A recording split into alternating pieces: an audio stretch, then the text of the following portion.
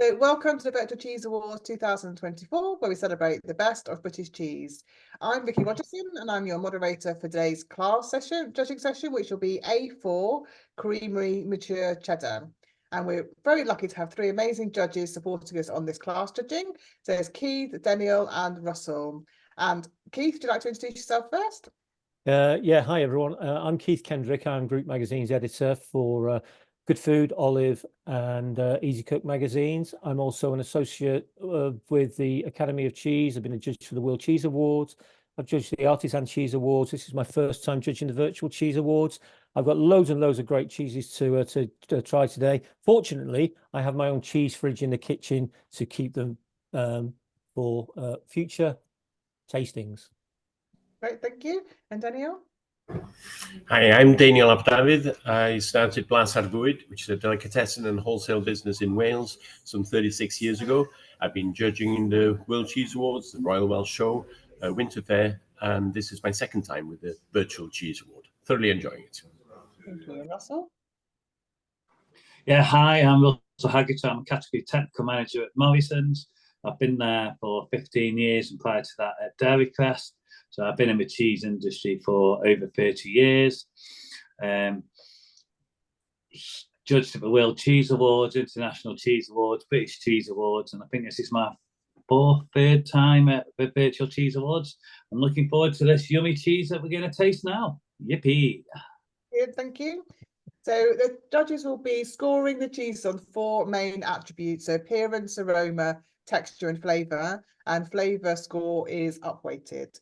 So the first cheese we're going to be judging is cheese 1066.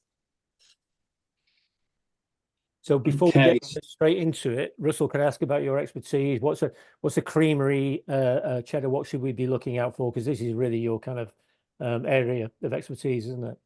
So a creamery cheddar is made in a large factory, or a factory that's got enclosed vats, not made by hand, no farm yard notes whatsoever. So when you're looking at farmhouse cheese, or what they call traditional cheese, generally it's made on the farm, near a farm, and it's open vats, small volumes, whereas a creamery is big volumes. So we're looking here that it's got no off notes, no sour notes, no farmyard notes. It needs to be lots of flavour. It needs to have the snap. Yeah. Oh, thank you. So we're looking at the appearance first. So no mould on this. So when we looked at traditional and we're looking at rind, that was an attribute. If you see any sort of mould on this whatsoever, it's a negative. What about these white specks that I can see here? So those white specks that you can see there, that's your calcium lactate starting to come through. Right. So these are your salt crystals. It adds a little bit of crunch to it. So from appearance, it's pretty clean. Obviously, it's been in a vat pack, so it's quite tight. It's a little bit glossy. Looks pretty good to me, so I'll probably score that 7.5, 8. Do you know what? It's not perfectly square. I'm going to try the snap test, a bit of bend. Oh, that snapped straight away. Fell without hardly any resistance, really. Visually, once you cut this as well, it's quite glossy, and it breaks in quite an interesting way. So it's not too pasty. I quite like that. No, it's a very clean, easy snap. I do like in these bigger cheeses the kind of the calcification, the salt crystals there. You get that little bit of crunch that comes through. I'm expecting it to have some sweetness about it because that's what I would be used to, rather than the kind of the earthiness that you might get with the more rustic artisan cheddars. Yeah, a lot of the large creameries have headed down the Helveticus route, which is a type of bacteria add to the milk that gives the sweetness, the caramel taste. Okay. So aroma. What we marking it for appearance? I said 7.5, 8. in its class, it seems to be a kind of a 7.5, 8. Yeah. Yeah. Which one? 7.5 or 8? Daniel. I think 7.5 for me. Okay. If that's okay with everybody else, because it does everything right, but it's just that the packaging, I suppose, that holds it back for me, I suppose. Yeah, 7.5. Okay. Aroma. Quite pronounced aroma. As soon as you cut the cheese, break the cheese, it lifts quite lactic, milky sweetness. That's what I'm getting on this. It's quite distinctive and recognizable. I really get that. I'm kind of used to that when I'm buying cheese for the family rather than for my own obsessive personal consumption.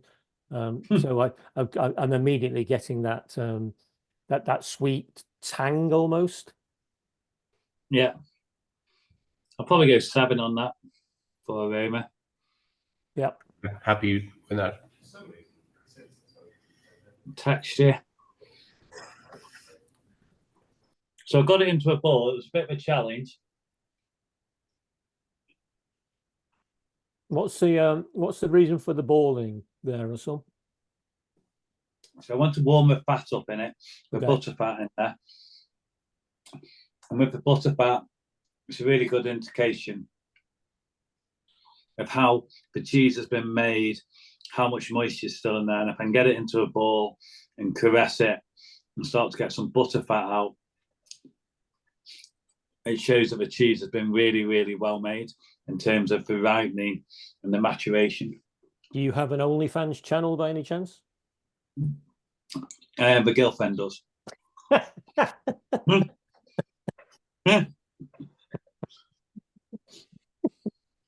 Yeah, I've got it into a nice squeezy ball. It's very therapeutic doing this, actually, isn't it? It really is. It's great.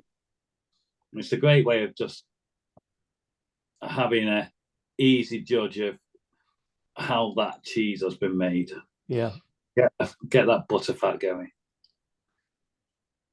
So what we're marking it on the we're doing so that. But I thought the snap was pretty good. Yeah. We bought the fat, it goes into a bowl quite nicely. And for the category it's in, a creamy mature cheddar. For texture, I'll probably score it a 7.5. The texture in the mouth is really good as well. Yeah, I'm going 8 with it. I think it's really, really. I kind of expecting it to be a bit more plasticky, and it's not. It's kind of quite brittle and breaking, and it's got crumbliness about it, which I think is very, very satisfying. Yeah, I push for an 8 on this one as well. It's much better texture than I expected when I saw the cheese in the first place. So I'd go for an 8 on that one. Great. And then flavour. It's clean. It's round, nice and mature. Yeah. I'd agree. Creamy. I'd go 8 on this. It's got the taste. It's not overpowering. It's a little bit complex. It's slightly layered. Yeah, I like it. It is, and it's not overly sweet, and it's not overly salty either. It's got a real balance about it. I think it's a bit of there's a touch of salt, there's a touch of caramel. You're getting lots going on. I'd agree. It's really pleasant. Really good. That Flavor carries on as well. So 8, yes. Yeah, 8 for me as well. Great.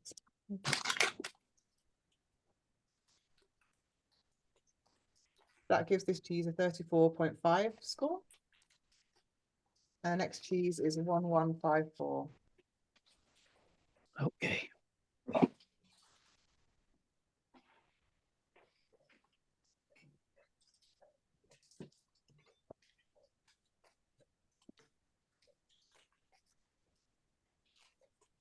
Similar in appearance to the other one, but there's some little cracks and crevices in here. It doesn't have the calcification, the crystallization, whatever, on the surface. I guess it looks a little bit more rustic than the previous cheese, which I think is gives it an appeal.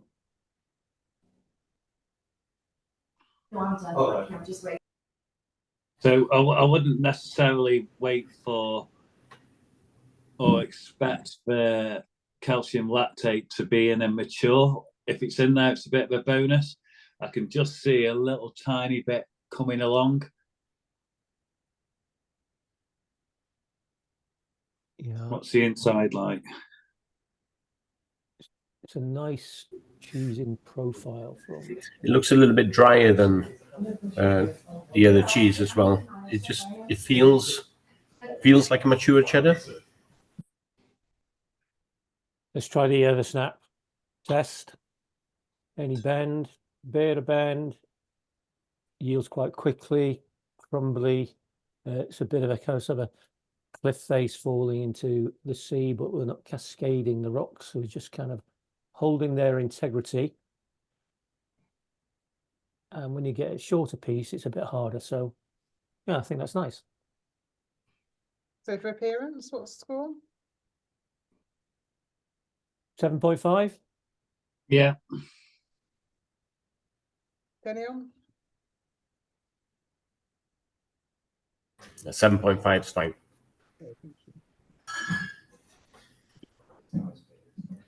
I'm just getting it into a bowl. Got it into a bowl again.